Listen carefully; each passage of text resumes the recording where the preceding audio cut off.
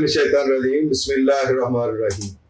अस्सलाम वालेकुम ख़वातीन व हज़रात, मैं हूं आपका होम्योपैथिक डॉक्टर रिजवान साकिब और आपसे मुखातब हूं शमा होम्यो क्लिनिक लाहौर पाकिस्तान से।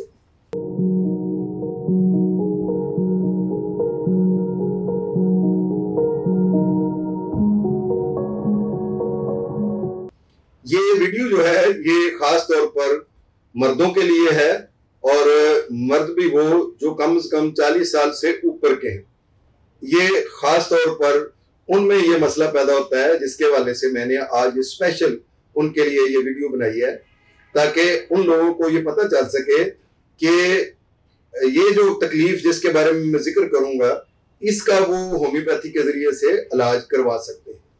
ये मर्ज है प्रोस्टेट ग्लैंड इनलार्ज हो जाना या उसको वेट में बढ़ जाना। वेट में कोई चीज बढ़ जाए तो उसका ज़ाहिर साइज भी बढ़ जाता है। वेट और साइज दो अलग अलग चीजें जो है वो अल्ट्रासाउंड में लिखी होती हैं कि इसका नॉर्मल वेट प्रोस्टेट का ये होता है और जो साइज बढ़ भी गया है और इसका वेट भी बढ़ गया है और वो साइज ये है और वेट ये है, तो ये दोनों चीजें जो हैं वो अल्ट्रासाउंड पर लिखी होती हैं। लेकिन अल्ट्रासाउंड से पहले ही इंसान बगैर किसी टेस्ट के ये जान जाता है कि मुझे मसला जो है वो प्रोस्टेट का हो गया। प्रोस्टेट जो है वो एक ऐसा गदूद है जो मकद और पेशाब वाली नाली के दरमियान में जो जगह होती है वहां पर मौजूद होता है और यूरिथ्रा के बिल्कुल पीछे बैक साइड पर उसके ऊपर लगा होता है। ये जो ग्लैंड है उसके सूज जाने से बढ़ जाने की वजह से पखाना करते हुए भी बाज़ औक़ात तकलीफ होती है और पखाना दर्द के साथ आता है। दर्द के साथ ना भी आए तो पतला पखाना भी जरा थोड़ा मुश्किल से खारिज होता है।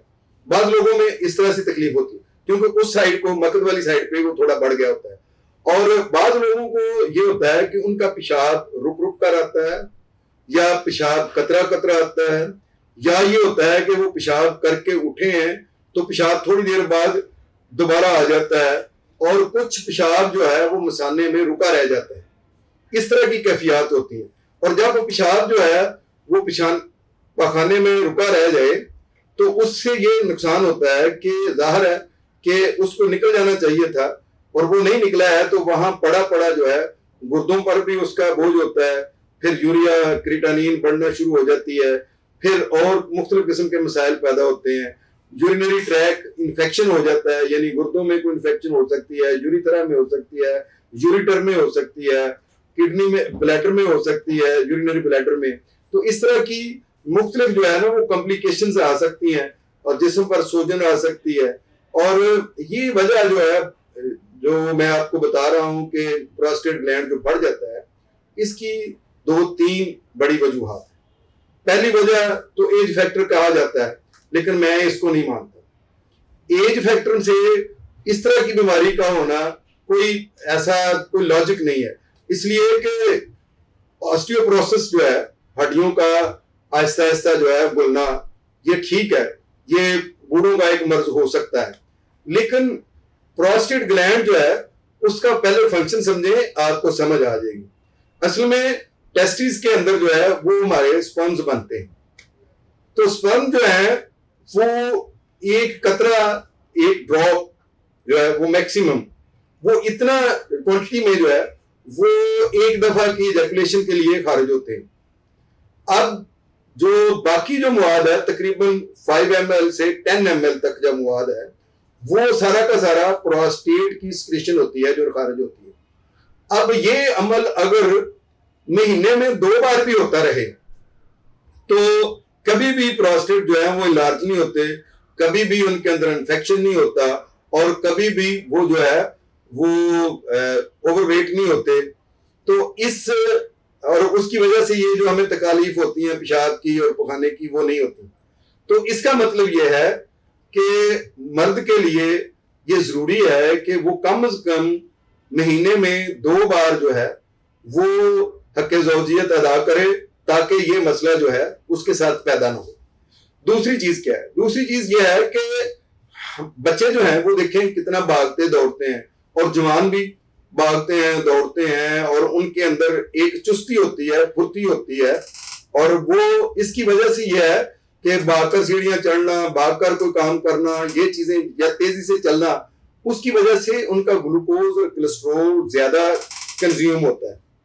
तो जब इंसान 40 से ऊपर जाता है तो उसकी जिंदगी में एक ठहराव आ जाता है और वो आहिस्ता चलता है और फूंक फूंक कर कदम रखता है। तो इस तरह की जब कैफियत करता है, दौड़ना भागना कम कर देता है, तो उसके जिस्म में चर्बी फैट बढ़ना शुरू हो जाती है। तो जब ये फैट बढ़ती है तो उसका असर प्रोस्टेट पर भी होता है। तो इसलिए आप कोशिश करें कि अपनी सुबह की वॉक को ना छोड़ें, गर्म पानी पिया करें, ठंडा पानी ना पिए, जिसको हम कोसा पानी भी कहते हैं, नीम गर्म पानी, वो पीने की कोशिश करें ताकि फैट जो है ना वो ज्यादा बॉडी के अंदर ना हो। और इसके अलावा सबसे बड़ी बात जो हमारे अंदर मौजूद है, हमने बेकरी आइटम्स को बेतहाशा अपने खानों में इस्तेमाल करना शुरू कर दिया है। तो बेकरी आइटम्स, जब कोई भी इस तरह की मैदे से बनी हुई चीज जो है जब हम खाते हैं तो देर के बाद हजम होती है। जब तक वो हजम नहीं होती है तो वो फिर पेट में कई मसाइल पैदा करती है। उनमें एक मसला कब्ज भी होता है, बवासीर भी होता है। बवासीर के मैंने बहुत सारी जो है वो डिटेल के साथ वीडियोस में बताया है कि किन किन वजूहात से होती है। जितनी वजूहात से बवासीर होती है उतनी ही वजूहात जो है वो प्रोस्टेट इलाज करने में भी अमल दखल होता है उनका। तो प्रोस्टेट जो है वो कब्ज की वजह से भी इलाज हो जाते हैं।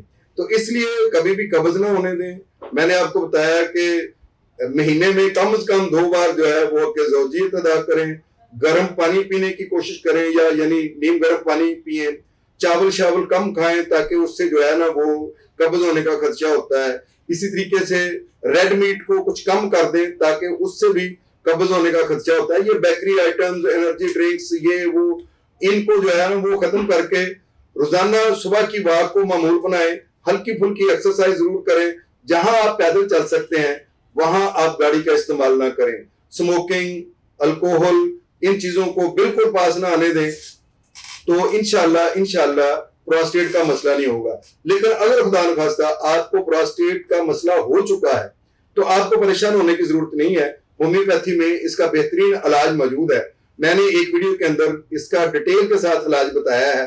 उसमें सारी अद्वियात के बारे में बताया कि होम्योपैथी में प्रोस्टेट की कौन सी अद्वियात हैं जो इस्तेमाल करके हम प्रोस्टेट ग्लैंड को दोबारा नॉर्मल कर सकते हैं। बहुत शुक्रिया। अल्लाह हाफिज। अस्सलाम वालेकुम।